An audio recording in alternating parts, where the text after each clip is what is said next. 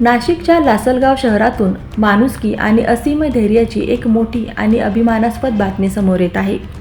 खाकी वर्दीत केवळ कायदा आणि सुव्यवस्थाच राखली जात नाही, तर वेळ प्रसंगी याच वर्दीच्या आत एक देवदूत दडलेला असतो। याचाच प्रत्यय लासलगाव शहर परिसरातील कोटमगाव येथे आला आहे।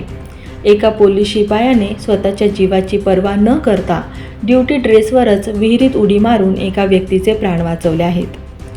लासलगाव तालुक्यातील कोटमगाव परिसरात गावात नळाला पाणी सोडण्याचे काम करणारे संतोष शिंदे हे विहिरीवरील मोटर पाहण्यासाठी गेले होते। मात्र अचानक पाय घसरून त्यांचा तोल गेला आणि ते खोल विहिरीत पडले। तब्बल 3 तास ते विहिरीतील पाण्याच्या प्रवाहात जीव वाचवण्यासाठी संघर्ष करत होते। 3 तासानंतर थकलेल्या अवस्थेत त्यांनी वाचवा वाचवा अशी आर्त हाक मारण्यास सुरुवात केली। नेमके याच वेळी रोहित पवारांच्या बंदोबस्तासाठी नाशिक ग्रामीण वाहतूक शाखेचे पोलीस शिपाई रुपेश कांबळे हे परिसरात आपली ट्रॅफिक ड्युटी बजावत होते।